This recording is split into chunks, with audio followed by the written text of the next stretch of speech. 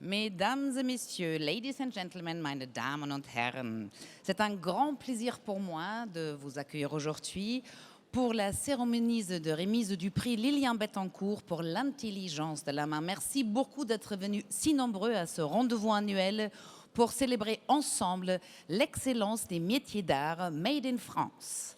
Et comme tous les ans, veuille d'abord accueillir la présidente de la Fondation Bettencourt-Schweller. Elle marche un peu sur des œufs car elle s'est cassé une jambe cet été. Voici Françoise Bettencourt-Meyers.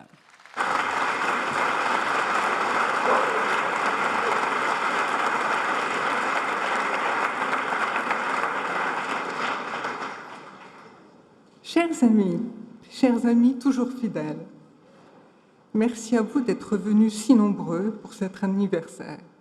Celui que nous fêtons ce soir est tout jeune. Il a 20 ans, l'âge de tous les possibles.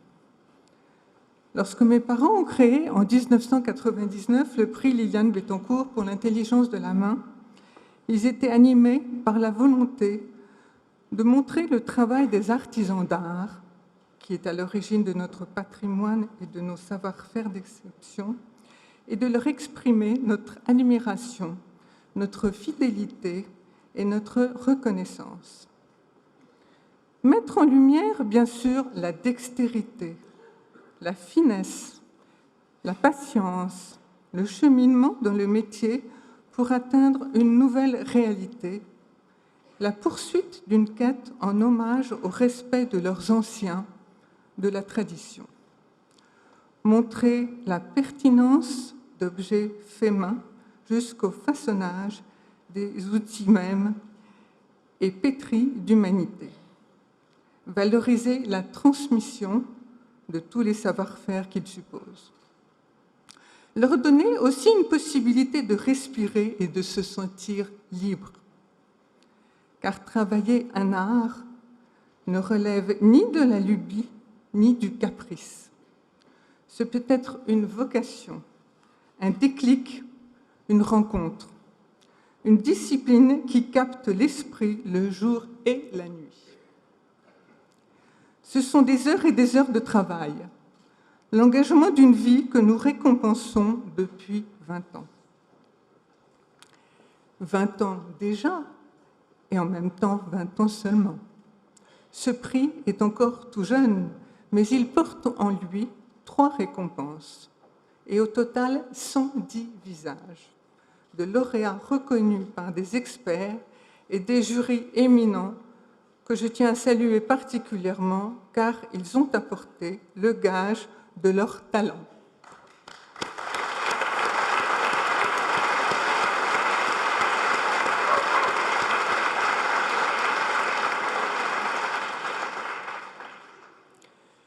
Ce prix a été conçu pour donner un souffle supplémentaire à tous ces parcours et à cette virtuosité sur le temps long, celui du dialogue, de la construction, de l'accompagnement. Ce souffle, les artisans d'art d'eux-mêmes l'ont réinvesti en fondant en 2015 une association sobrement intitulée Lauréat du prix Lilian Bettencourt pour l'intelligence de la main.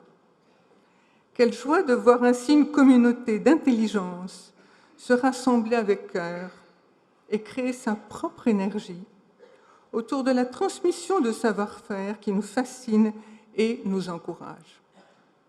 Grâce à eux, c'est une famille dans la famille qui se recompose avec bonheur dans la continuation de l'objectif de mes parents. Nous avons à cœur de le poursuivre avec toute l'équipe de la Fondation Bettencourt-Schweller qui, chaque année, fait de ce prix une réalité et nous fait partager un moment si singulier.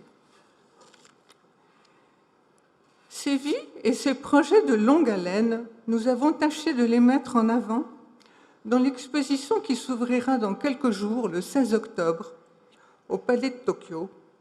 L'esprit commence et finit au bout des doigts. Nous avons fait nôtre ces mots de Paul Valéry, publiés en 1932, car avec lui, nous sommes convaincus que les artisans d'art pensent le monde d'aujourd'hui et imaginent celui de demain. Je tiens à saluer ici ceux grâce à qui cette exposition peut avoir lieu. Jean Leloisy, le président du jury du prix Liliane Bettencourt pour l'intelligence de la main, ancien président du Palais de Tokyo et président des Beaux-Arts de Paris. Laurent Lebon, commissaire de l'exposition et président du musée Picasso. Isabelle Cornaro, scénographe de l'exposition, et Emma Lavigne, présidente du Palais de Tokyo, et sans oublier Alain Lardet. Nous pouvons les applaudir.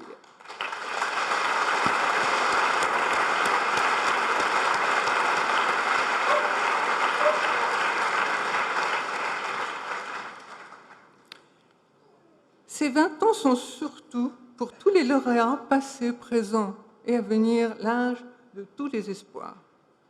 Pour finir, je tiens à remercier avec Olivier Brault celles et ceux qui, chaque année, sont de plus en plus nombreux à participer à ce prix.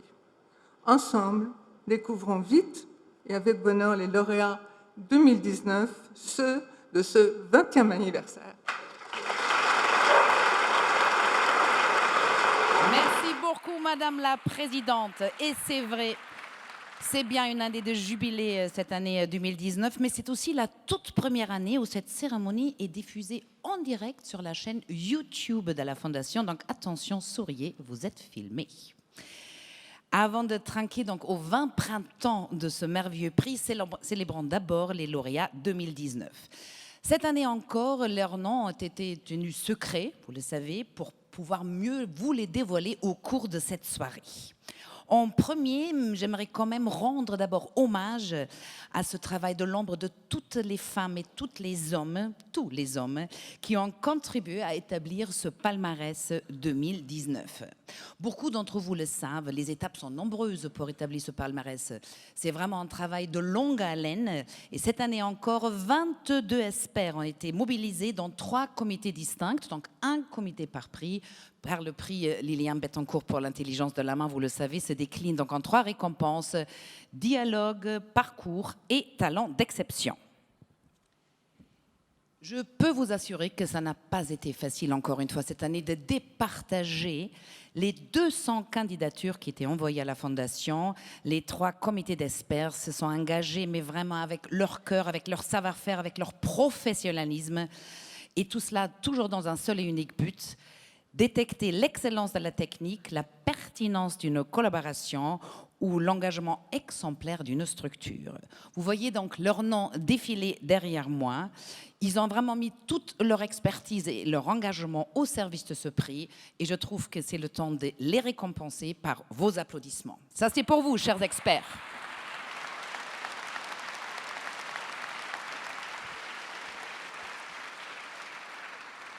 Une fois ce pré-choix établi, le travail du jury commence.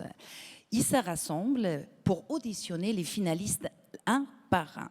Et pour avoir le privilège d'assister à cela depuis quelques années, je peux vous dire que ce sont des moments parfois fébriles, parfois neutres, parfois touchants jusqu'au cœur, mais toujours extrêmement émouvantes. À la fin, le jury désigne donc par le vote les lauréats de l'édition de l'année. Alors permettez-moi de vous présenter ce jury formidable de la 20e édition du prix Liliane Bettencourt pour l'intelligence de la main, un jury international et qui rassemble des compétences rares. Alors nous allons commencer avec l'architecte libano-française Ala Wardé, l'une des rares femmes qui s'impose dans ce métier quand même plutôt masculin de l'architecture. C'est notamment elle qui a réalisé le Louvre d'Abu Dhabi en collaboration avec Jean Nouvel. Et puis ce visage bien connu dans le monde d'art et du design est celui de Didier Krentowski. Il est à la tête de la galerie Créo, la plus grande galerie de design français. C'est un lieu d'exposition, mais aussi une véritable structure de production et d'éducation au design. Vient ensuite Catherine Pégard, présidente de l'établissement public du château, du musée et du domaine national de Versailles. Elle met son expertise exquise au service de ce prix depuis 2016. Et puis lui ici est une référence dans le monde du design, l'architecte italien Michele De Lucchi. Il a œuvré pendant longtemps comme directeur de design chez Olivetti et a réalisé de nombreux projets partout dans le monde. Nelly Saunier, elle, est plumassière, moi je dirais plutôt magicienne de la plume. Elle, ça fait plusieurs années que cette ancienne lauréate du prix enrichit le jury avec l'incroyable étendue de son savoir-faire et son regard perspicace.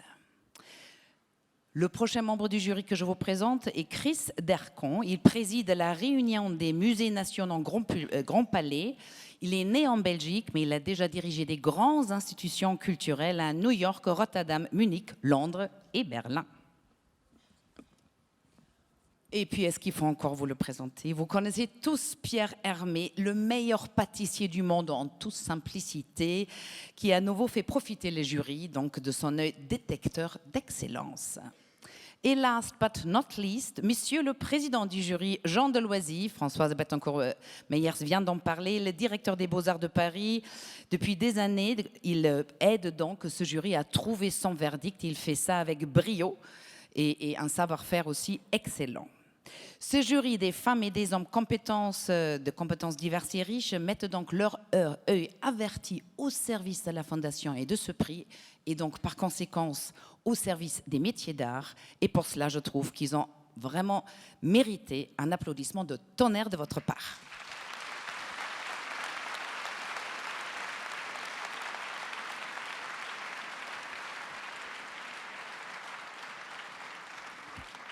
Sur qui est donc tombé leur choix cette année? On va tout de suite commencer avec la première récompense, Parcours 2019.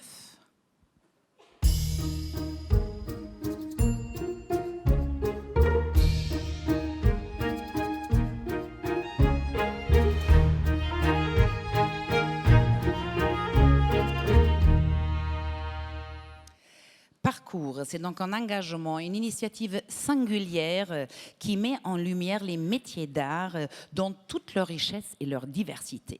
Ce qu'il faut savoir sur le prix Parcours, sur cette récompense-là, c'est la seule des trois pour laquelle on ne peut pas postuler. Le jury recueille des propositions et choisit le lauréat sans que celui ne le sache. Vous imaginez le jour où le téléphone sonne et vous apprenez cela. Mais pour vous dévoiler donc le nom de ce premier lauréat du prix Bettencourt pour l'intelligence de la main 2019, je ne vais pas le faire tout seul, mais m'appuyer sur notre président du jury. Donc je demande à Jean Deloisy de venir me rejoindre. Merci de l'applaudir.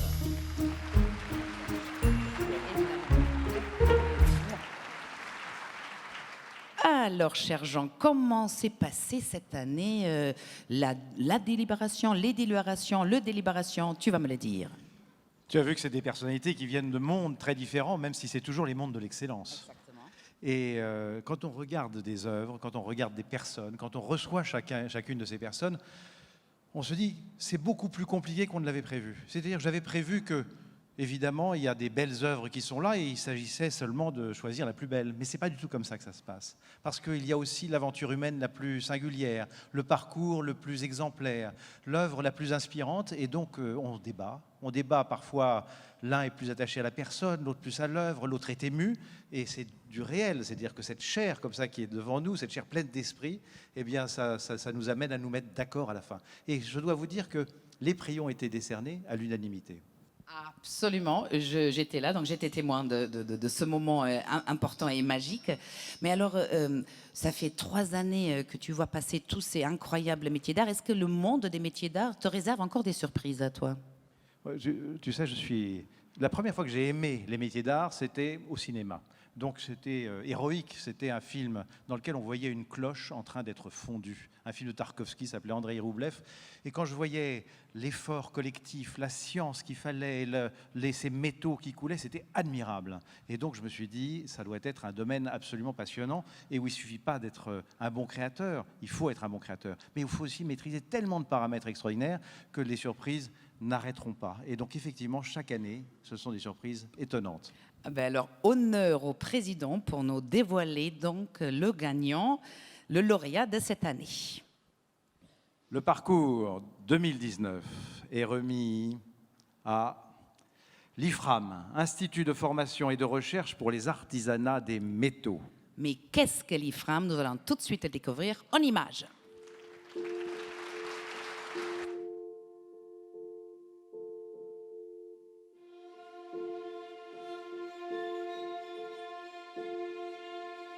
L'IFRAM, c'est l'Institut de formation et de recherche pour l'artisanat des métaux. C'est une association qui fédère les artisans, qui conseille, qui forme, qui cherche à promouvoir le métier du métal.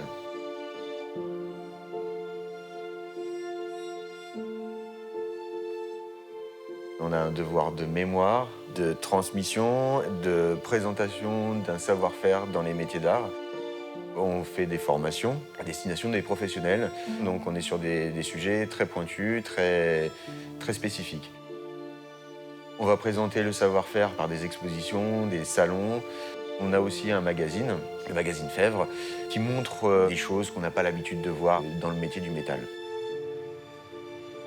Les métiers des métaux, c'est un domaine très vaste. On va partir du ferronnier, qui est, on va dire, le plus connu, mais ça va passer par l'orfèvre, le ciseleur, le dinandier, beaucoup de choses qui sont, on va dire, très confidentielles, mais dont en France, on a un savoir-faire qui est exceptionnel et qui est reconnu dans le monde entier. Toute cette partie un peu méconnue du métier du métal, on a pour mission de le faire découvrir au plus grand nombre. C'est un métier, le métal, qui malheureusement a été dénigré pendant longtemps, comme beaucoup de métiers manuels, où les gens y allaient plus par obligation plutôt que par envie. Parce qu'on leur disait, t'as pas les moyens intellectuels d'y aller, donc tu vas faire ça, il n'y a pas besoin de réfléchir. Alors qu'il faut réfléchir. C'est très important parce que un ferronnier, c'est pas que des mains, c'est une tête aussi. La façon dont on va commencer son œuvre, sa pièce, il faut la réfléchir. Donc ça, c'est très important.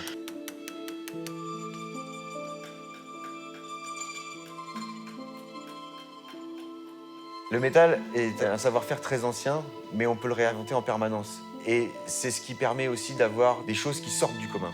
Tout l'intérêt du métal, c'est qu'il se présente sous différentes formes. On peut avoir des barres, on peut avoir du carré, des feuilles, des tôles. Et la mise en œuvre est différente. On va pouvoir forger une barre de fer. Une tôle, on va pouvoir lui donner une forme, lui donner un volume. Un dinandier va pouvoir faire de la vaisselle, des choses en relief, des vases. Les gens ne se rendent pas compte derrière le travail qu'il y a, parce qu'il y a un vrai savoir-faire. Et finalement, c'est ce travail-là qui fait qu'on admire la pièce. Il faut que les gens se rendent compte de ça. On reçoit beaucoup d'appels de personnes qui sont en recherche de formation dans ce milieu-là. Donc on est là pour répondre à leurs questions et on les oriente vers la formation qui est le plus adaptée par rapport à leurs besoins. Là, par exemple, on va rentrer 3 nouvelles formations. On a fait appel à des formateurs qui ont un vrai savoir-faire et qui sont reconnus dans leur domaine. Ça apporte une légitimité à l'IFRAM et une reconnaissance de ces formations. Aujourd'hui, dans les métiers du métal, il y a un vrai engouement parce qu'on a un retour au travail manuel. Et on le retrouve à tous les niveaux, que ce soit des jeunes qui ont eu une vie professionnelle auparavant et qui veulent se réorienter, mais on a des personnes qui ont une cinquantaine d'années et qui se disent « j'ai toujours voulu ça, c'est maintenant ou jamais », parce qu'après ça va être trop tard. Ils ont découvert ça au cours d'un salon, d'un festival, et ils se disent bah, « voilà ». C'est là l'intérêt de montrer le métier, de le faire découvrir, parce que ça va éveiller des vocations. Aujourd'hui, malheureusement, les artisans du métal ont un certain âge et il y a une vraie relève à prendre. Le prix Liliane Bettencourt pour l'intelligence de la main, pour l'IFRAM, est une opportunité exceptionnelle. Je l'ai appris par mon président.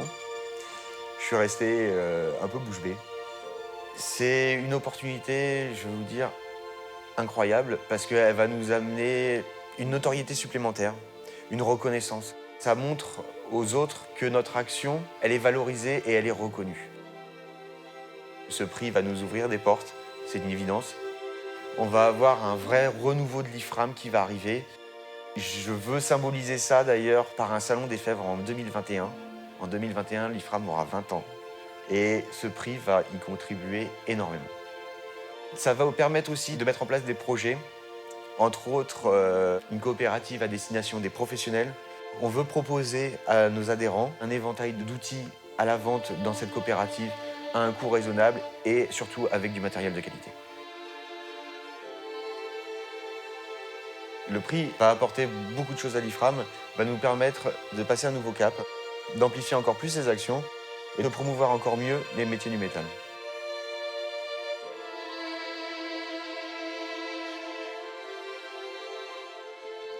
Merci, mesdames et messieurs.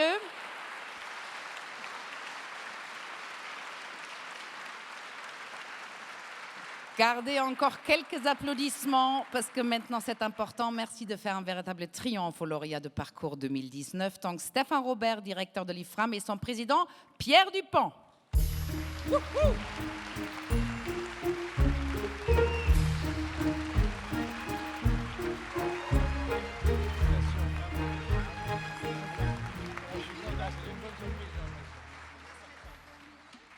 Alors Stéphane, bravo, on vous a déjà bien vu. Félicitations, bien sûr, toutes les félicitations pour ce formidable prix qui tombe donc sur l'IFRAM.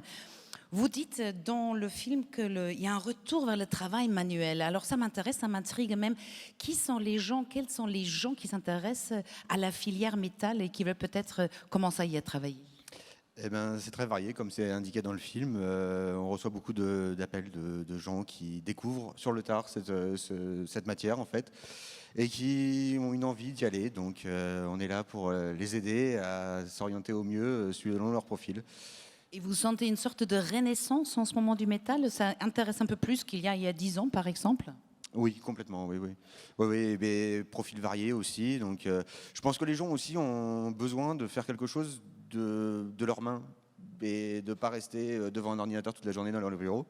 Donc, c'est un moyen de le faire. Et c'est vrai que la matière permet énormément de choses, donc elle attire. Alors, quand on parle, donc, il y a des gens qui font en fait une reconversion. Ils sont d'abord dans un bureau, puis décident un jour qu'ils veulent travailler le métal. Et il me semble bien, Pierre, que c'est exactement votre cas. Se peut-il, tu veux bien lui passer le microphone, que vous êtes en reconverti par rapport au métal? Oh, il ne faut pas lui donner le microphone, il faut le tenir parce que sinon il ne va plus jamais le lâcher. Pierre, s'il vous plaît. Oui, j'ai fait une reconversion à l'âge de 40 ans. J'ai commencé comme photographe et surtout comme assistant photographe. Et c'était fantastique tant que j'étais assistant. Après, le photographe doit prendre des responsabilités, trouver des clients, etc. Et puis, le déclic, comme disait Françoise tout à l'heure, Françoise Bettencourt-Meyers, quel était le déclic pour se détourner de ce monde de... J'avais justement très envie de faire un métier manuel, de me servir donc de mes mains, évidemment. Et ce qui me paraissait le plus abordable, c'était la ferronnerie. Alors en France, on a quand même 2-3 choses qui sont super, et notamment l'AFPA, la formation professionnelle pour adultes, qui vous permet à n'importe quel âge de retourner à l'école. Donc c'est ce que j'ai fait, et après 3 ans de pratique, j'ai monté ma petite entreprise. Et ensuite... Vous êtes donc ferronnier aujourd'hui? Je suis ferronnier d'art, oui. Je fais des escaliers, plein de belles choses d'ailleurs. N'hésitez pas à aller voir mon site. et sinon j'ai découvert l'IFRAM donc en tant que ferronnier. Et alors l'IFRAM vous renseigne quand vous avez une restauration à faire sur où trouver ce vieux profilé qu'on ne trouve plus nulle part dans le commerce. Il vous envoie le chercher à l'autre bout de la France. Et puis beaucoup d'aide, beaucoup d'assistance à tous les niveaux, si bien que voilà, c'est comme ça que j'ai adhéré à l'IFRAM. Très bien. Et Pierre, dites-nous encore, parce qu'il y a quelques mots que Stéphane dit dans le film. Chaque milieu d'art a ses propres mots, ses propres appellations. Je trouve ça toujours fascinant. Alors, apprenez-nous, s'il vous plaît, un mot du monde du métal que nous ne connaissons pas. Alors, peut-être que les gens de la Fondation connaissent. C'est taillandier, puisque le taillandier fabrique des outils. C'était un métier qui est pratiquement perdu. Et d'ailleurs, grâce à la Fondation, le taillandier primé, M. Solon, a commencé à faire des stages. Et donc, proche de la retraite, il a passé son savoir-faire. Absolument, il a gagné le prix, absolument. Cette récompense, Stéphane, cette récompense parcours, donc c'est une extraordinaire aubaine, on peut dire ça, pour l'IFRAM. Et en plus, vous l'avez dit dans le film, vous êtes vous aussi au bord de vos 20 ans, ça sera en 2021. Et j'imagine que le prix va justement vous aider à faire face à tout ce que vous voulez faire pour cet grand anniversaire. Exactement. On a été confronté à des difficultés financières dernièrement et on a été obligé d'interrompre temporairement certaines activités comme les salons que l'on faisait tous les 2 ans en alternance avec des symposiums. Et donc là, on va pouvoir reprendre donc, le projet qui va être mis en place avec ce prix pour l'intelligence de la main un grand salon des Fèvres en 2021 qui va fêter les 20 ans de l'IFRAM comme il se doit. Très bien. J'ai une question à vous poser, parce que quand même, ce monde du métal, il y a 5000 ans qu'on sait faire du métal, à peu près, hein, n'est-ce pas? Le bronze, puis le fer, et puis ensuite les forgerons, les alchimistes, tout ce que on sait. Vous êtes capable encore d'inventer quelque chose qui n'existait pas dans cet univers? Est-ce qu'il y a un futur d'invention et de création? Eh ben, j'en parlais justement avec Monsieur Benke tout à l'heure, qui me présentait des ouvrages de Japonais qui tissaient l'argent, des fils d'argent, pour en faire des assiettes. Incroyable. Donc voilà, en fait, voilà, la limite, c'est l'esprit. C'est superbe. Donc c'est la tradition et la transmission qui tient au cœur. Et je suis sûre que vous avez des choses à dire à la Fondation aussi. Oui, ben, un grand merci. Merci Madame Bettencourt-Meyers de nous avoir honoré de ce prix. On va en faire quelque chose de très bien. Et encore merci à la Fondation pour cette magnifique surprise. Bon, je pense que c'est un merveilleux mot de fin. Merci beaucoup à vous deux. Et on se retrouve tout à l'heure. Mais juste une seconde, messieurs. Voilà. Merci. Tout à l'heure, vous aurez l'occasion. Le temps que les photographes deviennent ferronniers, en fait. Oui, c'est cela. C'était pas prévu. Merci beaucoup, Jean, aussi, de m'avoir aidé à remettre, si je veux dire, ou à dévoiler plutôt ce premier prix de la soirée. Passons donc tout de suite à la deuxième récompense, le Dialogue 2019.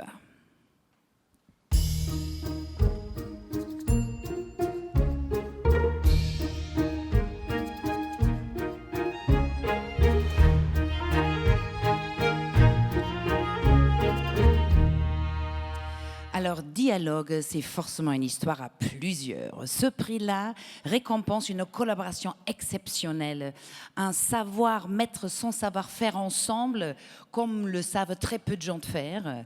C'est l'idée de vraiment créer quelque chose avec l'esprit d'un artisan d'art, mais aussi d'un autre émanant d'un monde créatif. Alors, je ne veux pas encore, vous voyez bien, je n'essaie pas de vous dire qui a gagné cette année. Justement, pour m'aider à vous le dévoiler, je demande à un autre membre du jury de me rejoindre, le galeriste Didier Krentowski. Le voilà. Krentowski, sans prononcer le Z. Didier, quel plaisir de vous voir ici. Alors, le design et les artisans d'art, depuis toujours, ont une relation très particulière, il faut dire là. Quelle est votre relation avec les artisans d'art? Alors, d'abord, je suis ravi de remettre ce prix parce que je trouve que la collaboration entre les deux, c'est quelque chose de formidable, puisque on va faire se rencontrer l'excellence de l'artisanat et la création, donc le design, qui est comment je vois la vie demain, comment je vois la société demain. Et chacun d'entre eux vont se challenger et ce challenge va faire qu'ils vont faire repousser les limites chacun des qualités et de la fabrication et de la créativité pour faire un prix qui va être formidable. Voilà. Et le design sans l'artisanat, on est d'accord, ça n'est pas imaginable. Ah bah c'est pas possible du tout, puisqu'en fait, le designer a besoin de rencontrer ou de rechercher d'ailleurs dans plein de domaines, plein d'artisans, que ce soit... Voilà. Très bien. On va arrêter de parler autour. Il faut le dire, Didier, parce qu'on n'en peut plus.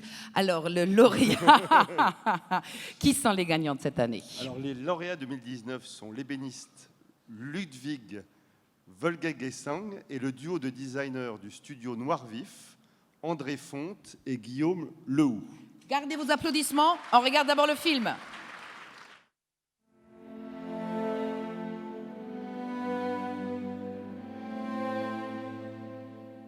Mon atelier il existe depuis 1980.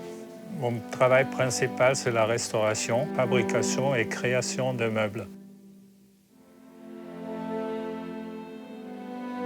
Les objets sur lesquels on travaille, c'est des choses pour l'espace public, des équipements, des choses plus industrielles qui sont destinées à être produites en grande série, et puis aussi des choses avec des artisans d'art.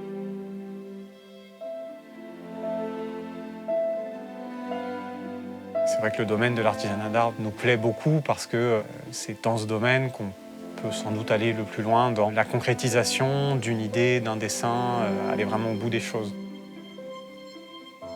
La nature nous fournit des matières et c'est avec la compréhension de ces matières qu'on arrive à travailler avec elles. On ne peut pas travailler en force. Il faut toujours passer par une phase de compréhension par la main et l'outil. Et chaque jour, il y a des nouvelles choses qu'on apprend. C'est une passion.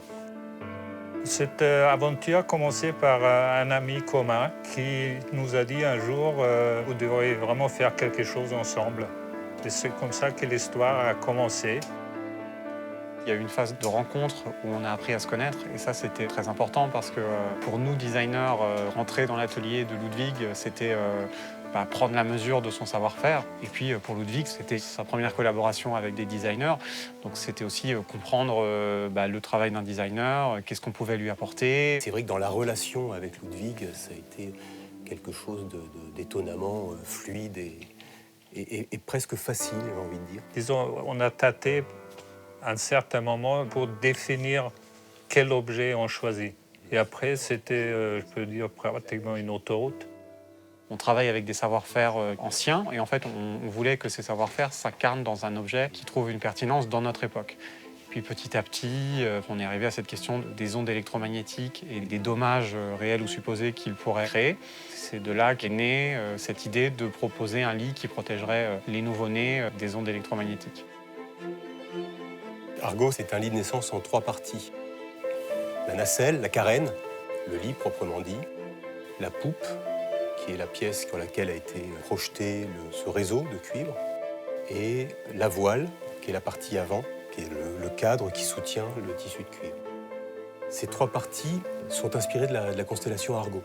Et c'est pour ça qu'on a mis à l'intérieur de la poupe justement une représentation de cette constellation en marqueterie de paille, comme une sorte de détail caché qui finalement s'adresse plus à l'enfant qui va dormir dedans par rapport aux gens à l'extérieur qui finalement pourraient presque passer à côté sans la voir.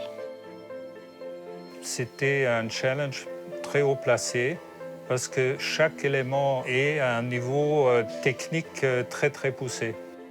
Des galbes sur de très fines épaisseurs, une partie au massif aussi. Il y a du bois cintré.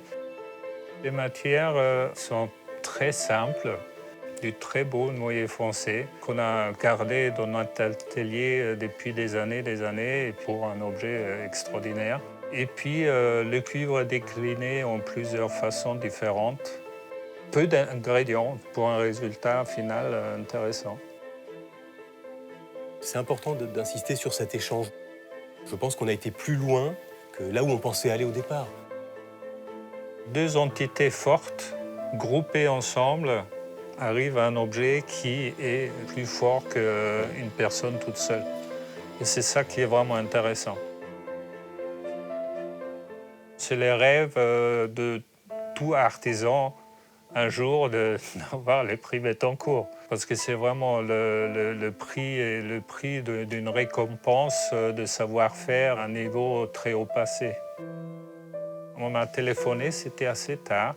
Et j'ai immédiatement appelé André pour lui transmettre la nouvelle. Puis on s'est mis à hurler avec Guillaume. Ah ouais? Ouais, ça c'était fort, c'était fort. Maintenant, on rentre dans la cour des grands. Ça va nous ouvrir énormément de portes. C'est ça qui va être passionnant à vivre. Évidemment que c'est une forme de reconnaissance, c'est la première chose qu'on perçoit, qu'on ressent. Mais c'est aussi, on sent que ça va nous aider à nous développer plus vite. Et ça, c'est hyper important. La conclusion, c'est justement que c'est pas une conclusion dans le sens où les choses ne se terminent pas ici et où c'est une sorte de palier qui va permettre de continuer à travailler ensemble. C'est vrai que c'est une belle rencontre, donc on a envie que ça se poursuive, quoi. Ce qui va venir, c'est sans doute, d'une manière ou d'une autre, la suite de choses qu'on a fait naître avec Argo. Voilà, merci de vos applaudissements.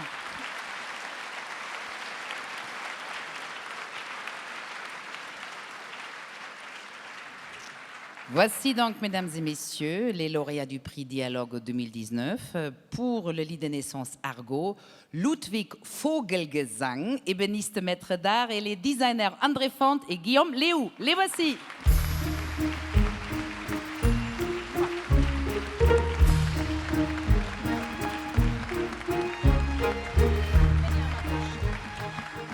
Alors, Ludwig, tout d'abord, je ne peux pas résister à la tentation de traduire votre nom de famille parce que peut-être pas tout le monde le savent, mais Vogelgesang veut dire chant d'oiseau. Alors, un merveilleux nom, très joli, aussi en allemand, j'insiste. Et alors, vous, Ludwig, qui vous êtes un homme des bois, si j'ose dire, depuis des décennies, on peut dire ça, qui a plus appris dans cette collaboration, les deux designers ou vous en tant que maître ébéniste? Je pense qu'on a mutuellement appris énormément. C'est une aventure vraiment extrêmement intéressante. On pourrait dire presque une sorte de mariage d'art. On apprend à se connaître, on s'apprécie, on donne le mieux qu'on a de soi et on doit réaliser un objet, mais qui n'existe pas. Petit à petit, cet objet se concrétise et à un certain moment, c'est l'objet qui nous happe et qui nous amène plus loin. Et c'est lui qui prend vraiment la main. Et ça, c'était cette expérience que je trouve vraiment exceptionnelle. C'est très bien décrit. Je crois que Ludwig, on peut l'applaudir pour cette merveilleuse description, ce qui doit être un dialogue. Merci, Ludwig. Alors, qui a poussé qui plus loin? C'était la limite de votre collaboration, c'était où? Parce que l'exploit technique est palpable et réel. En fait, oui, cette question de limite et de qui a poussé qui, c'était finalement mutuel. Et les deux parties ont poussé l'autre partie plus loin. Et c'est intéressant de parler de cette notion de limite parce que finalement, il y a eu des moments où on s'est exposé nos limites. Ça, on ne peut pas le faire. Ça va être très difficile à concevoir. Et puis finalement, après, en réfléchissant ensemble, finalement, on a réussi à ensemble dépasser ces limites. Voilà, en s'apportant des choses. C'est extrêmement ça, le but d'un dialogue. Mais alors, l'exploit technique au niveau de l'ébénisterie, je l'ai très bien compris. L'exploit technique pour cette histoire des ondes électromagnétiques, je n'ai pas encore tout à fait compris. Vous voulez bien lui tendre votre micro à André? André, expliquez-nous quel est l'exploit technique pour cette... Donc l'idée, c'est bien qu'Argo protège les nouveau-nés des ondes électromagnétiques. Une idée quand même extraordinaire. Alors, je ne sais pas si c'est un exploit technique, mais c'est le principe est celui d'un blindage électromagnétique. C'est-à-dire que Argo est un objet d'ébénisterie en noyer, mais il est parcouru entièrement de cuivre. C'est-à-dire que les trois parties d'Argo qu'on présentait dans le film ont chacune est parcourue de cuivre. Le tissu de cuivre, ça peut être aussi du métal projeté, du cuivre projeté sur le bois. Et donc ces trois parties, quand on les connecte ensemble, ça fait une cage qui fait un blindage électromagnétique qu'on a pu mesurer, donc qui est efficace. Est-ce qu'il y a déjà un bébé qui a dormi dedans? Il y a un bébé qui a dormi dedans, oui. Il y a un bébé qui a dormi dedans. Il avait l'air plus calme que d'habitude? Il avait l'air très calme, il a dormi. C'était au salon Révélation, un visiteur, une visiteuse, a demandé si elle pouvait mettre le bébé dans Argo, dans le lit, et le bébé s'est calmé tout de suite. Bon, je pense que c'est aussi une question, c'est pas qu'une question de bonnes ondes, mais c'est aussi que la partie qui est en bois, la coque en bois, faisait aussi sans doute une pénombre. Un nid. Mais il était très bien, d'ailleurs tout le monde était envieux. Et purement techniquement, Ludwig, ça sera possible de faire un Argo de taille d'homme ou de taille de femme? On y a pensé, On peut réaliser des objets qui peuvent filtrer les ondes. On a déjà quelques idées qu'on veut appliquer dans le futur. Donc j'ai de l'espoir. Ah oui, bien sûr. Oui, c'était la question que je voulais poser, parce qu'en fait, ces ondes électromagnétiques, c'est des choses qui font peur dans notre société. On les téléphones, enfin bon, on est tous... On ne connaît pas le futur de ça. Donc je me posais effectivement cette question, si vous réfléchissiez déjà, tous les trois, à d'autres propositions dans d'autres domaines, que ce soit d'autres objets, je dirais. Alors, qui veut, les deux? Oui, moi je peux répondre. En fait, avec Argo, on a dû inventer beaucoup de choses. Ludwig, on le voyait dans le film, ou peut-être Ludwig l'a dit. Argo est constitué de 3 parties. Chaque partie fait appel à des techniques d'ébénisterie différentes qui sont toutes poussées très loin. Ces parties ensuite sont articulées entre elles. Tout ça, ça a demandé beaucoup d'inventions, de résoudre beaucoup de problèmes avec des choses qui n'étaient pas forcément résolues dans l'état de l'art. Et forcément, quand on travaille sur ce genre de questions, ça donne plein d'idées pour plein d'autres choses. Voilà. Donc aujourd'hui, Filer encore plus d'idées, c'est ça. voilà, c'est ça. Et donc aujourd'hui, on ne sait pas forcément répondre sur qu'est-ce qu'on va faire demain, mais on sait qu'on a plein d'idées et on sait aussi qu'on a un potentiel de connaissances acquises qu'on peut exploiter pour faire plein de nouvelles choses intéressantes. Et surtout, vous formez un trio, on dirait, comme vous avez dit, mariage dans l'art, c'est bien ça, Ludwig? Elle s'approche parce que normalement, on a besoin d'un environnement, on a envie de donner. Et ça, c'est l'objet qui crée ça. Et il nous a vraiment libérés, en fait, de tout ce qui est parasite autour pour travailler sur cette réalisation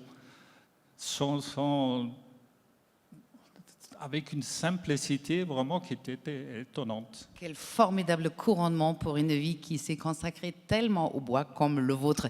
J'ai encore une question qui m'était d'ailleurs soufflée par Jean-Pierre Meyers. L'argot, c'est bien une constellation, d'après laquelle vous l'avez appelée, mais pourquoi? Tiens, peut-être vous, André. Didier, vous voulez bien vous tendre un micro? Alors, Argos, c'est une ancienne constellation, Navis Argo, qui était en 3 parties. C'est ce qui nous a guidés dans l'architecture de l'objet. Pourquoi? Parce que en fait, le point de départ, c'est qu'Argos, c'est surtout le vaisseau qui a conduit Jason et les Argonautes sous la protection d'Athéna. Donc évidemment que ça nous a guidés aussi dans le dessin de cet objet qui a une forme un peu navale, mais c'est aussi un objet de protection. C'est un objet qui parle de l'époque. Très joli. Je trouve que l'explication est suffisante. Et alors donc, quelle sera la suite de l'Argo? Allez, dites-nous, Guillaume. Je sens que vous le savez déjà, vous voulez juste pas nous le dire, donc maintenant il faut le dire. Non, il faudra attendre un petit peu. La suite, comme je le disais, c'est exploiter tout le potentiel de tout ce qu'on a appris avec cet objet. Et il faudra qu'on se revoie bientôt pour le savoir. C'est ce qui est formidable avec le prix Lilian Bettencourt pour l'intelligence de la main, vous le saviez, c'est pas seulement la dotation, mais un accompagnement qui permet justement aux lauréats de réaliser leurs projets de longue haleine. Je vous laisse le dernier mot. Alors pour l'accompagnement, on va continuer avec les partenaires qu'on a mobilisés pour ce projet et qu'on tient à remercier. Encore une fois, on ne pourra pas être très précis sur la nature de l'accompagnement parce que les choses doivent encore se faire. On a compris, vous ne voulez pas nous le dire, on a compris. Voilà. Mais parmi les gens qu'on veut remercier, il y a l'École des Mines et en particulier un chercheur qui s'appelle Michel Jandin qui nous a accompagnés sur des questions de projection thermique. On ne va pas développer, mais on a projeté du métal sur du bois. On pourra en reparler plus tard dans la soirée. On remercie aussi Saint-Gobain qui a également contribué à cette projection thermique. Non. Allez-y. Oui, alors, et puis tout cet accompagnement, évidemment, est possible grâce au concours de la Fondation, qu'on tient aussi également, évidemment, à remercier chaleureusement. Bien sûr. Et le dernier mot, donc, c'est à Ludwig. On est d'accord, Ludwig, à qui on dit merci, nous, les Allemands? Je voulais remercier Jean-Yves Thibert, qui nous a fait rencontrer, qui, grâce à lui, notre belle histoire s'est réalisée. C'est le témoin du mariage. On peut dire ça, on peut dire ça. Et aussi énormément mon équipe qui a participé, qui s'est impliquée dans le projet en donnant vraiment un maximum de leur savoir et de leur bon sens. Superbe. Merci beaucoup, mesdames et messieurs. Bravo. Vas-y, bravo pour cette formidable création. On se retrouve tout à l'heure. Merci beaucoup, Didier. Merci de votre aide. Didier, tiens, Didier, restez là pour une petite photo. Hop. On va juste... Nous, on fait juste décoration, hein, vous avez compris. Voilà. Merci beaucoup, messieurs photographes. Merci à vous, les lauréats. On se retrouve dans quelques instants pour la remise des trophées. Et donc, passons sans attendre à la 3e récompense de notre soirée, Talent d'exception.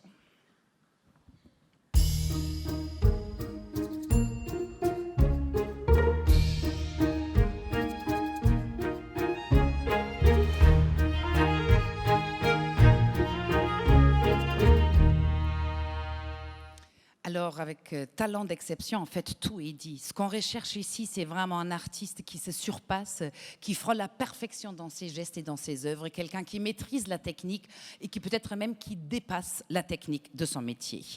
Cette fois-ci, pour m'aider à vous dévoiler le nom de ce gagnant-là, je demande l'architecte Alla Wardé de me rejoindre. Merci Alla, venez.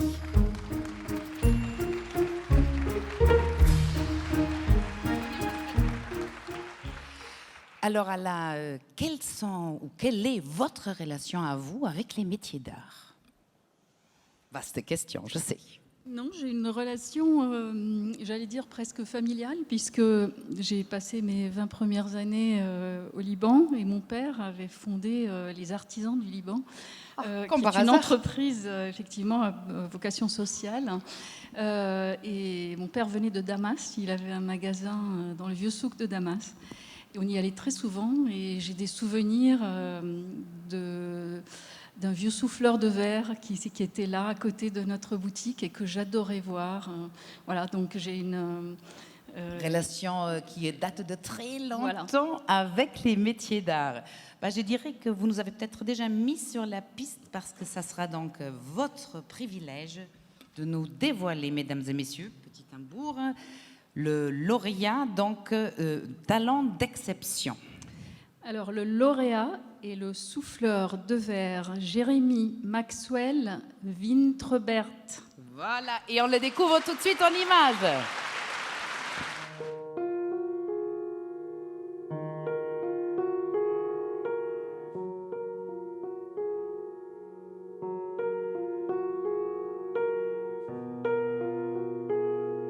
La première fois que j'ai vu le verre, j'avais 18 ans et je suis tombé instantanément passionné, amoureux, addict de cette matière chaude, liquide, sensuelle, dangereuse.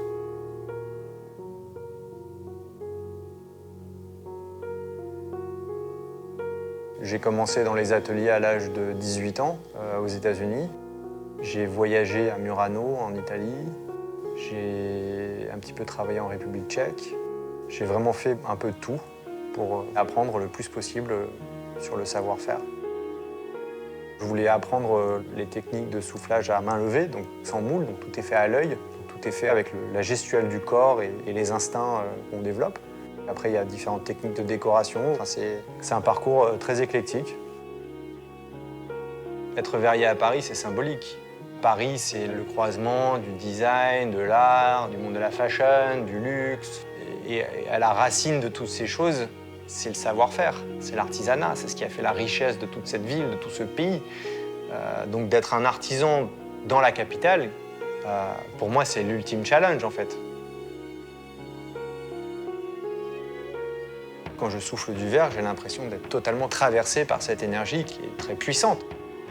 Ma relation avec la discipline et avec cette matière en fusion, c'est presque de l'ordre d'une addiction. Parce que justement, je ressens une espèce de puissance quand je travaille qui donne un peu le vertige, quoi. Comme c'est une énergie qui vient de l'extérieur, qui me traverse et qui repasse dans autre chose, du coup, elle ne m'appartient pas.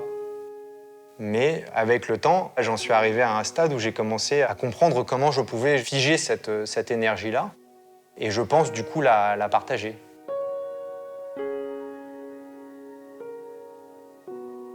Cette œuvre, elle s'appelle The Beginning, donc le début. Ça, c'est ce que j'appelle Dark Matter, la matière.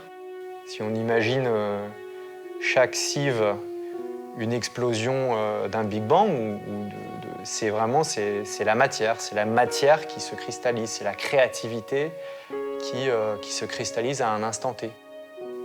Mais sans s'arrêter dans la pièce, ce n'est qu'un passage. Après, elle passe, elle se transmet en émotion, en énergie, elle devient autre chose. Elle est palpable et impalpable en même temps, c'est ça qui est incroyable. Il y a quelque chose de très mystique dans la créativité.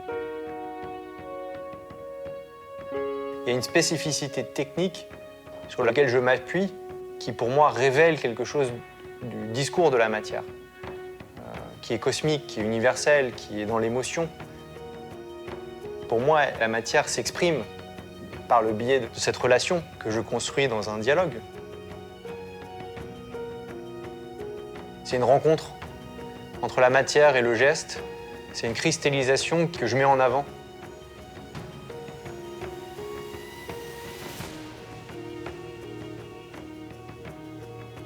Le prix Liliane Bettencourt pour l'intelligence de la main, c'est une très longue histoire. Je pense que ça fait 7 fois que je tente le coup. Je suis arrivé 4 ou 5 fois finaliste. C'est un vrai parcours du combattant, ouais. C'est dingue. Tous les ans, je suis déçu. Tous les ans, je suis écrasé pendant quelques jours et tous les ans, je réessaye. Après, oui, c'est hyper intéressant de le faire autant parce que du coup, vu tout ce que j'ai proposé depuis ces dernières années, de gagner avec cette pièce-là, qui coïncide avec les 20 ans du prix Bettencourt, mes 20 ans de parcours, c'est génial. C'est vraiment, c'est juste ouf. Parce que du coup, ça me permet aussi de partager pour moi ce qui est le plus précieux dans ce que je fais, quoi. Et je pense que pour un prix comme ça, d'inspirer les autres ou les jeunes à persister et de ne pas lâcher, de travailler avec leurs mains et que voilà, ils peuvent être artisans et tout en même temps, est reconnu et c'est génial, quoi. Le prix va m'aider à compléter en fait mon atelier, enfin ma petite entreprise que je monte depuis 10 ans. Et il nous manque quelques outils assez clés pour pouvoir continuer à se développer, à être compétitif. Tous ces efforts qui sont faits par tous ces organismes comme la Fondation Bettencourt sont hyper importants. Ça fait une énergie qui est quand même assez énorme. Et ça contribue quand même à notre survie et à passer ce cap qui est un peu difficile culturellement, historiquement, pour nos métiers.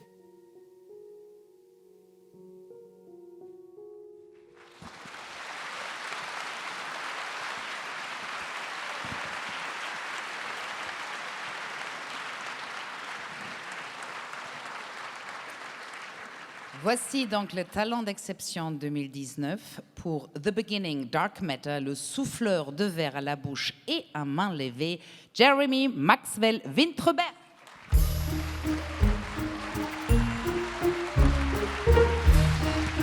l'as fait.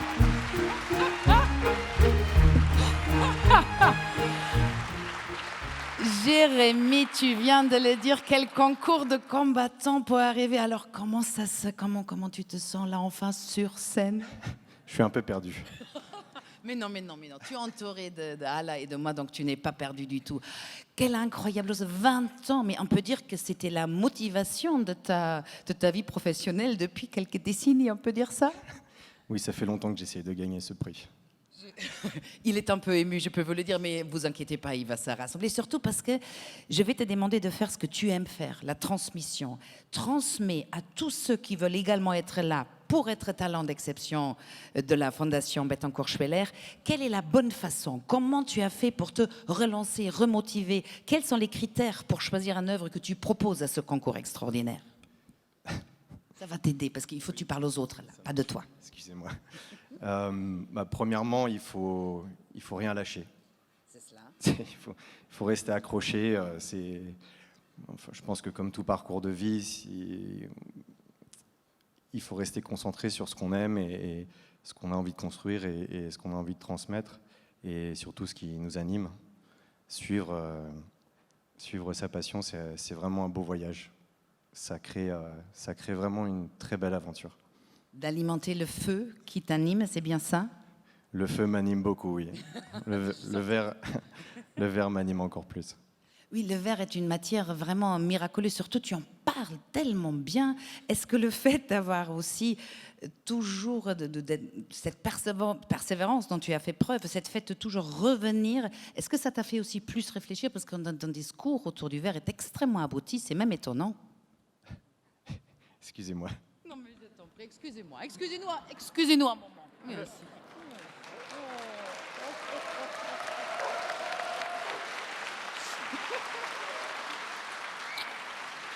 Regardez ailleurs.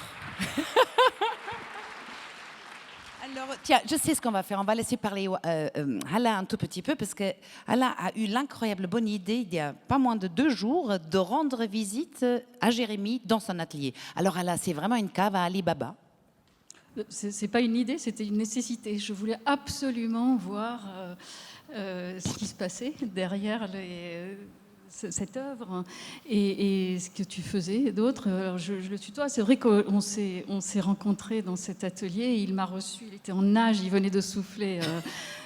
Et j'ai découvert des choses extraordinaires, vraiment. Et c'est vrai, il m'a parlé avec tellement de passion de ce qu'il faisait et de sa relation à la matière, au verre et la façon dont ils étaient complètement fusionnels tous les deux. C'est ça, une addiction, exactement. Une addiction, c'est vrai, tu dis une addiction. Alors moi, j'ai envie de te poser une question, ou plutôt de te faire une demande. Je sais que tu es mariée au vert, mais est-ce que tu serais d'accord de te marier avec un architecte pour faire un projet? Une architecte. Pour qu'on puisse faire un projet ensemble. Oui, oui. Je crois que la réponse est oui, Jérémy. Non, mais il y a 1000 témoins on s'est de cette rencontrés déclaration. hier. Ouais. Avant-hier, mais c'était un coup de foudre. C'est déjà un coup de foudre. Donc, mesdames et messieurs, j'ai le plaisir de vous annoncer le premier couple d'amour du prix Lilian Bettencourt pour l'intelligence à la main.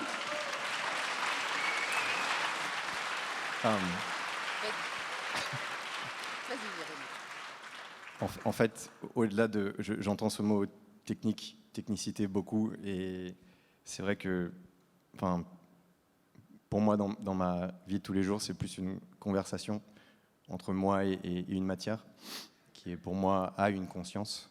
Et en fait, mon devoir est de la révéler, de la sublimer et de la faire vivre de façon la plus forte possible. Et donc, je suis vraiment au service de cette matière. Et je ne suis pas tout seul. J'ai une équipe énorme. L'équipe aussi l'émeut, hein, je peux vous le dire. Hein. J'ai une équipe énorme. Mon parcours, il est parsemé de beaucoup d'obstacles, et il y a énormément de gens qui ont été là pour moi depuis ces 20 dernières années. Et franchement, sans eux, je ne serais pas là. Donc je voulais juste les remercier. Il y en a tout un paquet qui sont là-bas. Et voilà, je vous aime. Merci. Ça, c'est pour l'équipe, ces applaudissements-là. Parce qu'un artisan d'art n'est pas seul. Il faut qu'il soit entouré et qu'il a des fidèles autour de lui. Jérémy, on en a beaucoup parlé aujourd'hui. Le prix, c'est pas seulement la dotation, mais c'est aussi l'accompagnement, tout ce qui est à faire. Alors, tu parlais du fait que tu veux changer des choses dans ton atelier. Tu sais exactement ce que tu mets en top de ta liste de priorités? Oui, on va mettre un extracteur pour mon apprentie Ludivine, parce qu'elle a besoin de respirer. Elle a une ventilation, pour vous l'expliquer. Une ventilation, elle a un poste de soudage, et il n'est pas très bien équipé. Donc c'est le premier truc qu'on va mettre pour qu'elle puisse être en sécurité. Donc pour l'équipe, le tout premier investissement de cet accompagnement. Et je sais que la transmission, c'est vraiment quelque chose auquel tu tiens. Tu aimerais qu'il y ait plus des gens qui sont, peut-on dire, baisés par le verre, qui ont ce baiser de feu pour en faire leur passion. Donc la passion, ça t'intéresse, et la transmission, ça t'intéresse? Sans la transmission, je ne serais pas là. Et la transmission, c'est de faire perdurer un langage qui, moi, me fait vivre et qui m'anime. Et si ce langage s'arrête à moi, en vrai, il ne sert pas à grand-chose. Donc, pour l'honorer, en fait, il faut absolument le continuer. Et effectivement, ça fait partie de l'ADN de l'atelier. J'essaye de partager le plus possible. Donc on prend le plus de stagiaires possible, j'ai un atelier vitrine, donc les gens qui passent devant, les enfants, voilà, c'est un partage. Et j'ai une apprentie aussi maintenant qui s'appelle Ludivine, qui est incroyable, dans laquelle je crois énormément. Il faut donner le feu sacré. Et ça, grâce à la Fondation, je pense que ça va être encore plus possible avec l'accompagnement et ce prix. Je te laisse un dernier mot parce que je sens qu'il faut arrêter de le questionner. Et je crois qu'il a envie d'avoir son trophée et de fêter cette incroyable bonne nouvelle que tu sois talent d'exception 2019. Donc je te laisse les derniers mots. Le dernier mot, il est tout simple. En fait, je voulais juste remercier la Fondation. Ça fait 7 ans que j'essaye. J'ai pas lâché.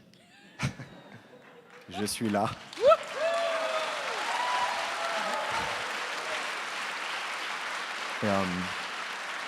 Merci. Merci beaucoup. Et je vais continuer à essayer de faire perdurer avec votre soutien toutes ces valeurs que j'ai partagées avec vous ce soir. Merci. Merci beaucoup à ce formidable talent d'exception 2019. Une petite photo avec Ala. Venez. Une autre petite photo, mais juste pour vous faire plaisir. Merci. Merci beaucoup, Ala, à tout à l'heure. Et Jérémy, tu restes tout de suite avec moi parce que, mesdames et messieurs, le moment magique est arrivé. C'est le moment de la remise de prix. Je sais déjà, je vois très bien, tu t'es mis tout de suite là où il faut, mais c'est extraordinaire. Il est pétrifié, mais qu'est-ce qui fait ça bien? Donc, merci merci aux lauréats 2019 de nous rejoindre sur scène, c'est-à-dire Pierre, Ludwig, André et Guillaume. Merci de vous placer car cette année, vous recevez la récompense de la main d'un gentleman qui veut éviter à sa femme de fatiguer trop sa jambe. Donc, je vous remercie d'encourager le vice-président de la Fondation Bettencourt-Schweller de venir nous rejoindre ici pour la remise de prix, Jean-Pierre Meyers, accompagné de Jean de Loisy. S'il vous plaît, messieurs. Super, restez en place, parfait.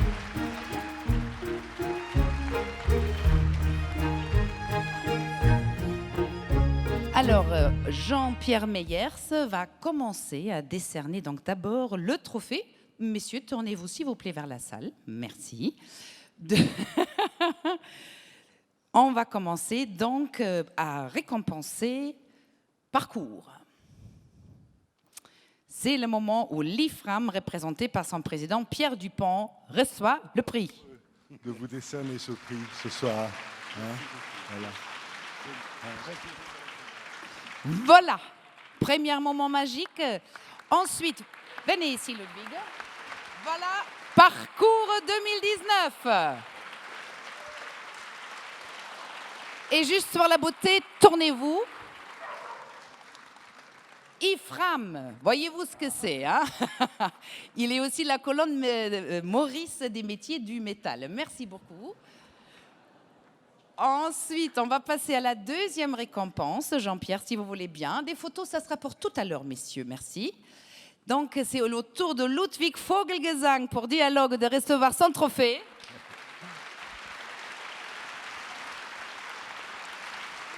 Pour ce fantastique objet Argo. Et puis un autre trophée pour le duo donc de designers André Font et Guillaume Léou. Vous êtes mis d'accord qui prend cette merveilleuse chose?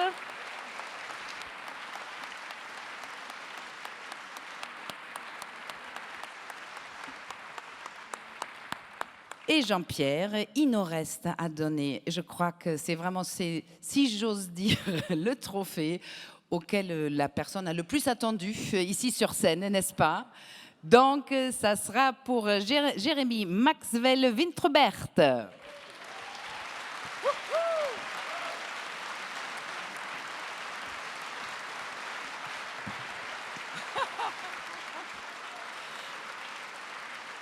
Voilà, vous allez pouvoir admirer les œuvres Argo et Dark Matter tout à l'heure dans la salle en dessous. Ils sont tous exposés. Mesdames et messieurs, un dernier applaudissement de tonnerre pour nos lauréats 2019.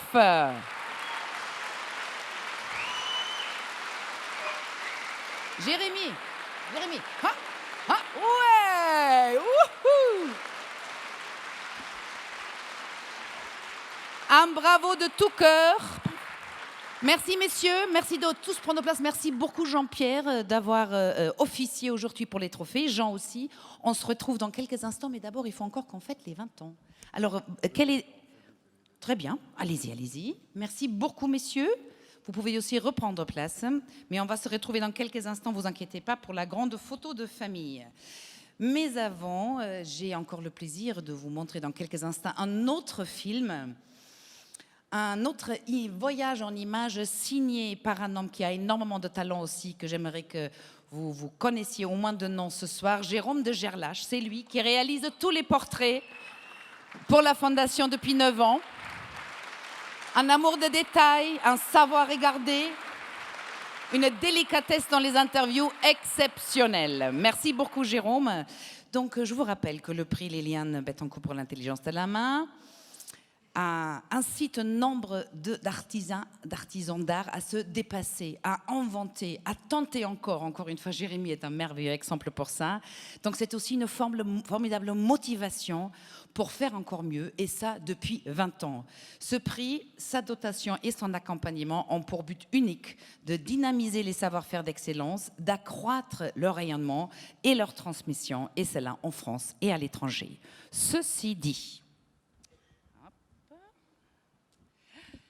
cette incroyable famille du prix Liliane Bettencourt pour l'intelligence de la main depuis 20 ans forme une fantastique, je dirais même une sacre famille. Écoutez-moi ça. Il y a 100 10 lauréats, 184 experts mobilisés, 117 membres de jury et, attention, 3745 candidatures étudiées et plus de 50 savoir-faire récompensés. Ça mérite aussi un applaudissement.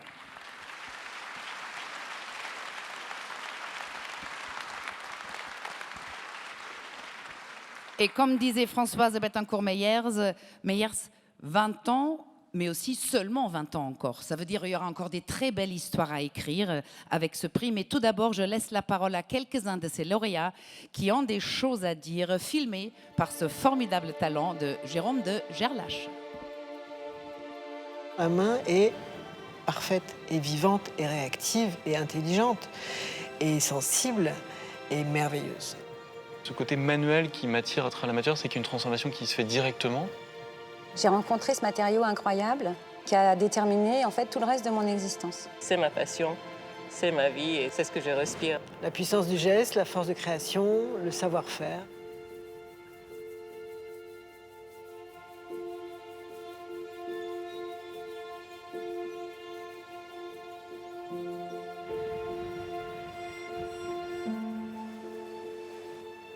Lorsque j'ai appris par la Fondation Bettencourt que j'avais ce prix, au départ, bon, j'y croyais pas forcément, enfin, j'ai pas tout de suite réalisé. Gagner le prix, c'est quand même une reconnaissance, pas les moindres de mes compétences. On est vraiment fiers. Il y a un plaisir immense, on ne peut pas le cacher. Une chance de me mesurer avec d'autres artisans d'art, d'autres créateurs. Il y avait quelque chose d'irréel et que je sais même pas d'ailleurs si j'ai réussi à raccrocher à un moment donné, si j'ai réussi à prendre la dimension. Avec le temps, oui. Ouais, c'était top, ouais. Dans le milieu, ce prix, c'est quand même en France quelque chose qui n'a aucun précédent. C'est presque miraculeux. Le prix, pour moi, a été pendant des années un moteur, une vraie source d'inspiration. Ça représente des années et des années de recherche. Tout artisan d'art qui fait un peu de création, j'en connais pas un qui n'a pas envie d'essayer ce prix. Certains peuvent dire, bah voilà, il est mof. Et ben on dit aussi, il a gagné le prix Bettencourt pour l'intelligence de la main. Voilà, maintenant il y a un chemin qui va s'ouvrir et il va falloir être à la hauteur. Ça a aussi été une sorte de label, les lauréats de la Fondation Bettencourt, quand ils se présentent à des concours auprès d'institutions culturelles qui souhaitent valoriser les métiers d'art, ils sont tout de suite crédibles.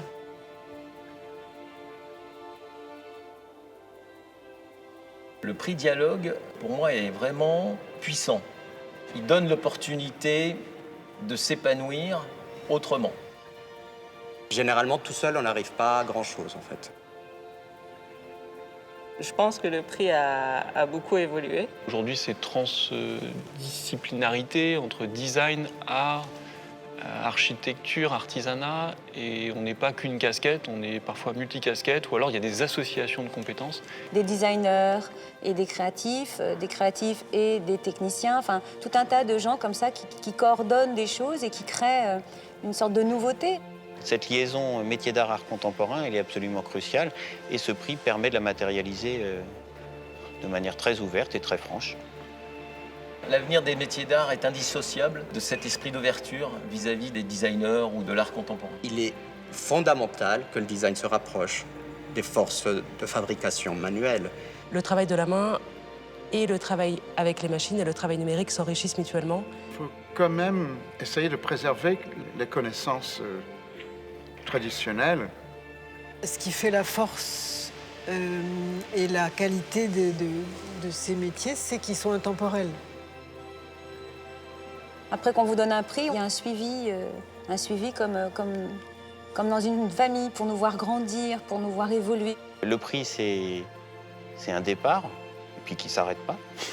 Voilà, qui continue. Ça fait presque 20 ans. Et finalement, le fil ne s'est jamais rompu. Cet accompagnement, il est plus profond. Il permet de développer des projets, il permet de stabiliser, il permet de prendre aussi du temps. C'est vraiment agréable de voir que notre expérience fait évoluer l'action de la Fondation également. Et de se dire, voilà, il y a une communauté de pensée, une communauté d'imaginer l'avenir des métiers d'art.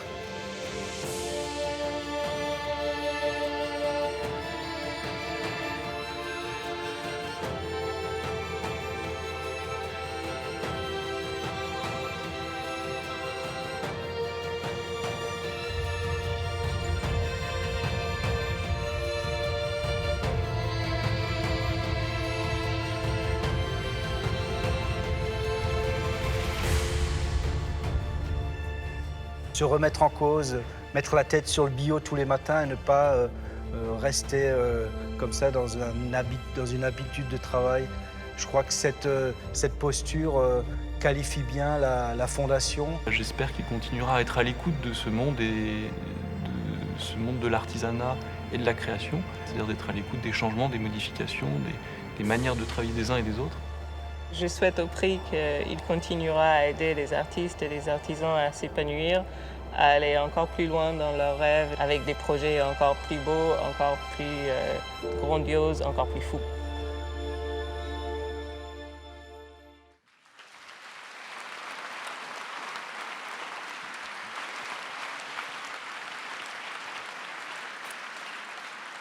Ces mots très justes et encourageants étaient donc prononcés au Palais de Tokyo, justement là où s'ouvre donc le 16 octobre cette exposition qui va célébrer les 20 ans du prix.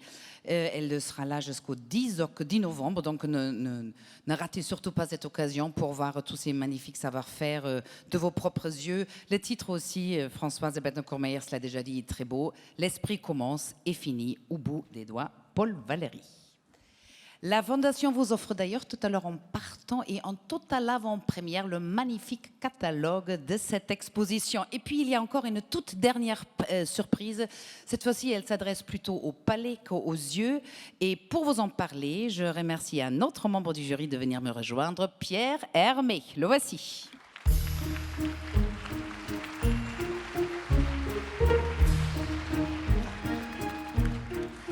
Alors Pierre, tu as inventé, imaginé, disons-le tout de suite, un nouveau macaron pour les 20 ans du prix. Alors, quelle était ton inspiration pour ce macaron-là?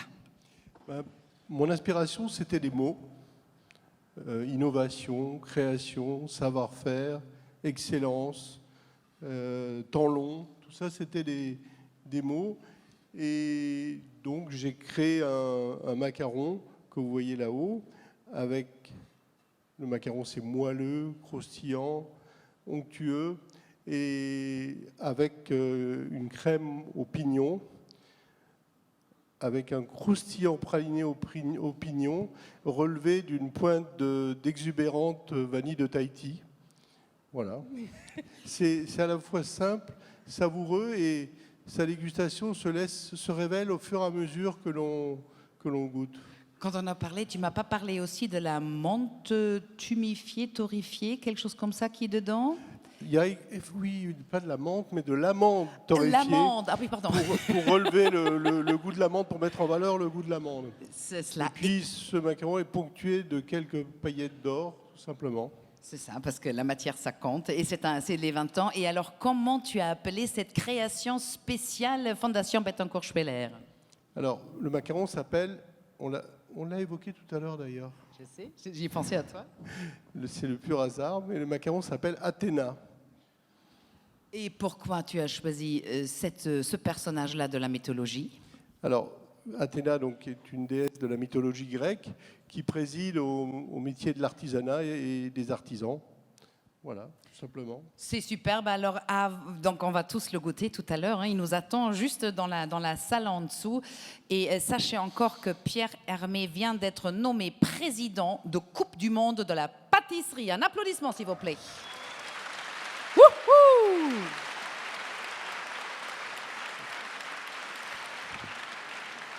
Alors, mesdames et messieurs, on est à quelques secondes, quelques minutes, je dirais même, à goûter donc ce superbe macaron Athéna. Mais d'abord encore, il faut faire 2 photos de famille. Donc, je demande maintenant, reste s'il te plaît ici, tous les membres des jurys et tous les lauréats 2019 de venir ici sur scène pour faire, là cette fois-ci, on ne va pas bouger les photographes. Hein. Vous allez avoir tout le temps pour photographier enfin. S'il vous plaît, venez. Françoise Bettencourt-Meyers aussi, si vous voulez bien monter. Jean-Pierre et aussi Olivier Brault, le directeur de la Fondation Bettencourt-Schweller. S'il vous plaît, venez vous joindre aux lauréats. Voilà, ça va être un tout petit peu doucement. C'est super comment vous faites ça. Venez, Olivier, venez. Alors, je dirais ceux qui portent le trophée bien au milieu et qui vont entourer Françoise. Et d'ailleurs, entre-temps, je vais vous demander quelle est la chose la plus importante quand on se fait prendre en photo. Qu'est-ce qu'il faut faire pour être joli sur les photos? Quelqu'un le sait? Les yeux. Il faut penser à quelque chose d'intelligent. C'est ça qui fait qu'on est bien sur les photos. Je suis sacré défi pour ce soir. Alors, les lauréats, bien à côté de Françoise. Je peux vous dire, pendant qu'ici, la photo se met donc doucement en place. Voilà, doucement, c'est sûr. Merci beaucoup de vous déplacer encore une fois. Je sais que vous avez un peu mal. Sachez encore que l'ouverture du concours 2020 pour le prix Lilian Bettencourt pour l'intelligence de la main, que les lauréats aillent un peu plus. Oh, mesdames, c'est très bien, vous êtes là. Tiens, on va te déplacer. On va déplacer un petit lauréat par ici. En plus, c'est un petit format. Non. Oui, mets-toi là. Voilà. C'est très bien là, entre les deux là. C'est super. Olivier, un tout petit peu plus à gauche. Et Stéphane reste là. C'est très bien. Pardon. Donc, le concours pour l'année prochaine. Alors, pensez à quelque chose d'intelligent, s'il vous plaît. Maintenant, 1, 2, intelligence. Je ne sais pas si ça marche. Hein. Si, c'est bien. Les yeux, le corps suit. C'est super. Merci. Magnifique photo. Donc, le concours s'ouvre à partir de novembre sur le site de la Fondation pour reporter donc sa candidature et pour être peut-être sur cette scène l'année prochaine. Merci encore une fois d'applaudir cette formidable assemblée 2019.